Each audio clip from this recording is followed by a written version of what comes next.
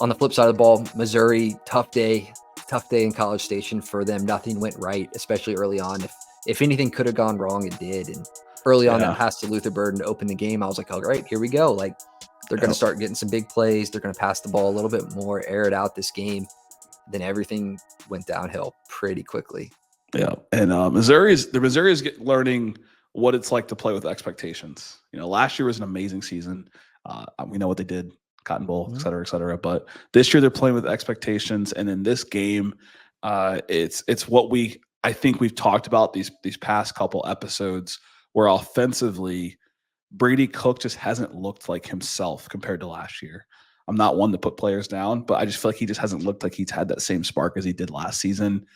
We've seen some of those. We haven't seen him be as efficient in the air to where we think he needs to be for this team to be in that championship contention. Like if you're going to be a top 15 team, you got to have a top 15 quarterback in the country for the most part, or a top 15 runner.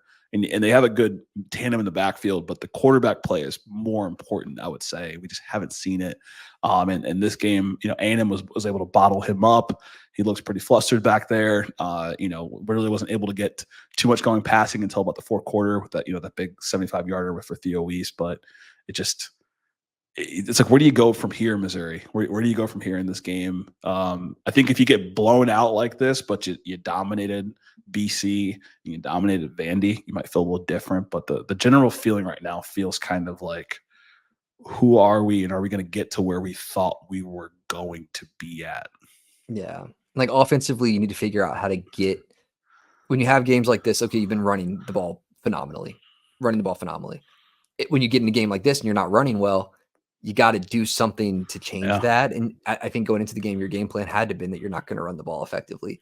I would have liked to see maybe some better receiving play calling. They aired the ball out a little bit. They only threw one screen on the day. You have guys who can make plays after the ball. We've seen Luther Burden break free on 20-yard plus Yak, catching the ball behind the line and running Theo Weiss same way. Like, use them. You have them, especially when the running backs. Nate Noel and Carroll combined for only 56 yards on the 18 carries between the two, so it's not working. They couldn't get their guys involved. I'm going to need to see more from the passing on this team. They've been great. They were second in the country on third down conversions going into this game, and dropped it off considerably after this. Only going 5 for 15 or on the day, and then defensively, they just gave up way too much. They came out limp, soft on defense. The zones were loose. I think that they had a different game plan. They studied for the wrong test. They studied for the wrong test. Back to the test. But class is in session this episode. Yeah. But they studied for the wrong test, and I think we've kind of seen some of that in the passing game from Castellanos in that game against BC. Right, they were able to lock him down on the ground. I don't think he had more than 20, 30 yards, but he had a couple passing touchdowns on them.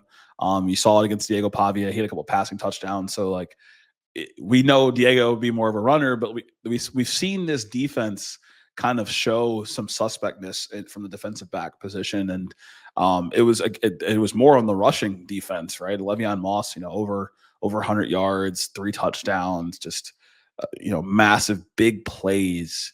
And so I think the 3 areas for me to build on is less big plays, kind of work on the pass defense, and then figure out a way to kind of take this solid run game you have right now and intertwine some pass packages where, like you said, where you're getting burned the ball on screens. You're getting, Theo Weiss on these screens that go up the middle of the field potentially, mixing some slants, some post.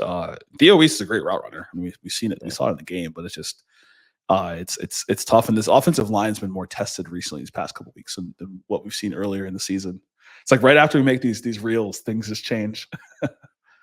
Yeah, they do. I mean, so wrapping up on Mizzou, you got UMass next, tee up on them, and then you got to get ready.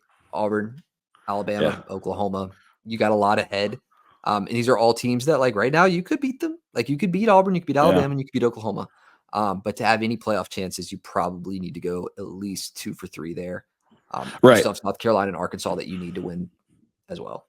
Absolutely. And I think there's the playoff chances, like record wise, and then there's the playoff ability. Like, what do you show me on the field? Right. And I think right now, like, going from an A&M perspective, Their record shows me playoff. Their field play shows me playoff chances if they stay at the ceiling. To me, Missouri's play shows me, first couple teams out right now. Yeah. And I think their schedule lends to, can you show me something against Bama? You beat Auburn close. Okay. All right. I respect it. If you hang in with Bama, all right, you're back in that playoff discussion for me. If you beat Bama, we understand where you're at. But if you hang in that game and you look more impressive than you did this game, I think it's a different type of discussion when it comes to what I think about Missouri.